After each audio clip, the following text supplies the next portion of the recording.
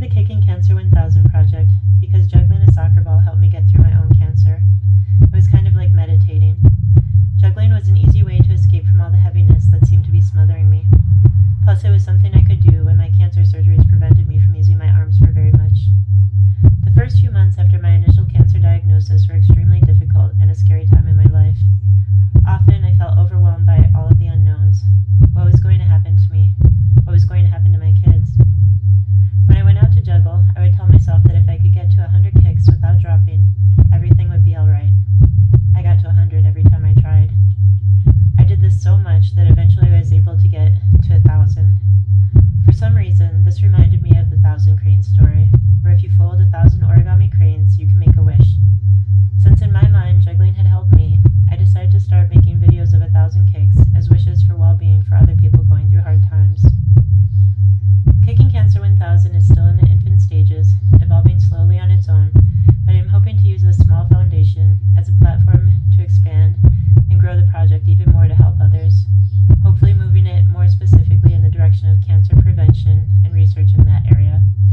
As the cures right now can sometimes feel as scary as the disease, I just feel it's best to try to avoid getting cancer at all. Those lofty goals are probably quite a bit off in the distance though, so in the meantime, especially in these last few weeks, I've been focusing on raising awareness for the Gathering Place, an organization that already does so much good for the cancer community and has certainly helped me. Over the past year, I have made over 270 videos of 1,000 kicks, many of which were dedicated to the Gathering Place. More recently, I have been practicing for a 5K juggle walk I will do to help promote the 2021 5K race for the place, an annual fundraiser for the Gathering Place that always takes place on National Cancer Survivors Day, which is June 6th this year, hence the sign-up t-shirt that I'm wearing here. After I realized how much I actually juggled last year, I wondered if it was enough to finally get 5,000 kicks in a row, and that is what I was attempting to do in this video for the very first time ever. Yep, 5K kicks for the 5K race. I personally have been touched by cancer a few different times in my life, so I know why the programs and services the Gathering Place offer are so indispensable. When I was 7, my dad was diagnosed with colon cancer. Fortunately, they caught it early enough and he survived. I was too young then to really understand all that was going on, but I remember how sick he was and how much it changed him. I don't remember people in my family talking about it much, at least to me. It was a confusing time for me.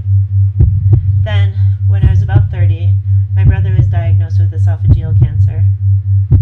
This cancer was way more aggressive. Within a year, his cancer metastasized to his liver, lungs, and brain.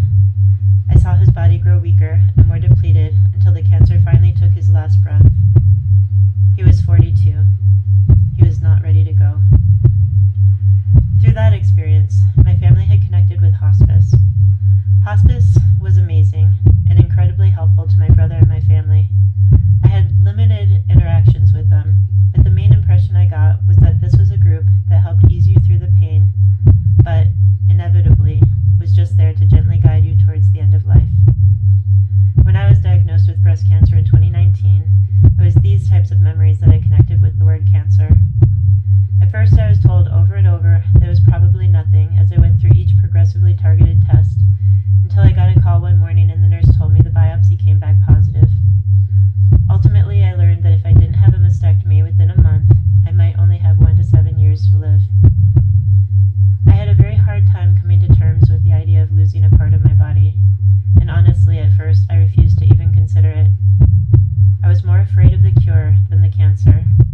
Radiation, chemotherapy, other medications I knew I might encounter, and all of their side effects. Perhaps part of this was because I was feeling very isolated and alone. I'm extremely introverted, and I didn't have a wide social circle. I wasn't willing or emotionally able to reach out to most of my siblings. My children, who were 20 and 19 at the time, were old enough to understand, but I still felt like it was my role to be their support rather than for them to be mine. I was uncomfortable putting this burden onto the few friendships that I did have. Even though I was surrounded by doctors trying to tell me things, I didn't feel like I had anyone to really confide in who would really understand.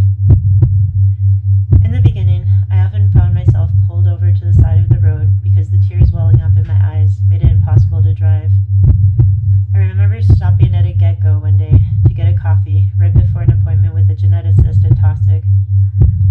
into tears at the register, suddenly blurting out to the sales clerk that I was recently diagnosed and was going to find out if my type of cancer was a threat to my children as well. She was kind, and when I realized how much better I felt after telling her, this odd openness for me became my new norm. Each new stranger I told somehow made the burden of my cancer lighter on me. Perhaps it wouldn't be the most recommended therapy, but I made a lot of unusual friends in the small shops of Lakewood this way. It was around this time that a volleyball teammate told me she had gone with her friend who had cancer to a chocolate making clinic at the Gathering Place for free. This was the very first time that I associated something good with my diagnosis of cancer. It might not have been the right way to feel, but I was like, ooh, since I have cancer, I can get some free chocolate. I still wasn't ready to make the leap and actually go until many weeks later, but this was the first bit of lightness, a sense of fun and warmth that made that first step of contacting the Gathering Place even possible for me. After my orientation, I remember scouring the first brochure I got my hands on to search for upcoming dates for chocolate making. I never did find another chocolate day, but the appointments that I did end up making were what I look forward to each week. They were that spark of light that guided me through all of the darkness I was stumbling through. Events at the Gathering Place became the fuel for my strength and inspiration to stay positive and active, which I am certain had a lot to do with my optimal outcome. Throughout my surgeries and during my recovery, I signed up for nutrition counseling, Zumba, Tai Chi, Reiki, massage.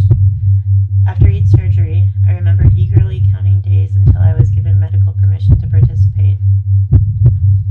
One of the programs I attended that had the biggest impact on me was the Young Women's Breast Cancer Group. These meetings made having cancer almost seem cool and totally changed my outlook on things. The women I met would talk about retreats and social network groups, and with a gentle sense of humor, even laugh about surviving all of the treatments and surgeries they went through, giving me the ability to laugh and feel strong and make light of my own difficult situation. All of the programming at the Gathering Place made you feel like you were part of something, not alone. Everyone's experience with cancer is different, but somehow the Gathering Place just seems to understand. When I read through their activity lists, it seems like they take all the different stories and scenarios and create programming to support almost any angle, any stage, any type of cancer, and any relationship to it. I think this is the reason that the Gathering Place is so necessary. For groups like hospice, soften a path moving towards death, the Gathering Place reminds people how to live, how to connect with others, and to see the wonder and beauty of life through all of the darkness, petrifying fear, and ugly unknowns that cancer patients face. Because of my dad and my own experience, I fully know that cancer is beatable. One of the most crucial components is early detection. That is why awareness, a healthy lifestyle, and a proactive mindset are critical, because cancer is real. So often when I go out and juggle, I meet someone new who has been touched by cancer. It seems to invade so many lives and never seems to go away. Even though my surgery was successful, and I have been cancer-free for about 2 years now, I recently had a scare with a suspicious mass in my so far, knock wood, healthy left breast. Thankfully, the pathology came back benign, but it was a harsh reminder that cancer will always be a threat. This is why the Kicking Cancer 1000 project and helping the Gathering Place is so close to my heart. It's why I made this video. We'll be running in the Race for the Place and promoting it with the 5K Juggle Walk to raise awareness and hopefully participation and donations. Because even though I've already survived once, I would not want to go through my next cancer experience without the Gathering Place there to hold my hand and walk me through. I'm a pretty shy person in general, but what the Gathering Place does for so many people is important enough that I'm willing to come out of my shell and do things like videotape myself juggling all over the city and make speeches like this. The Gathering Place had a quote from Brene Brown on their Facebook page that really struck me. She said, "One day, you will tell your story of how you overcame what you went through, and it will be someone else's survival guide." I think my survival guide was the Gathering Place and juggling a soccer ball. Cancer has certainly changed me. The Kicking Cancer 1000 project has changed me. It's certainly been an adventure. I hope you visit my website to find out more about times like when I was filming and a wildfire broke out behind me, chasing my ball into Lake Erie, my encounters with dragons, and meeting soccer players from all over the world, juggling in snowstorms and in scuba diving gear, and even jumping over fire pits to juggle. I hope you consider joining the celebration of all the survivors at the June 6th Race for the Place and make a donation to the Gathering Place, because they really make the world a better place for so many people. 6,111? Are you kidding me? I can't even get two.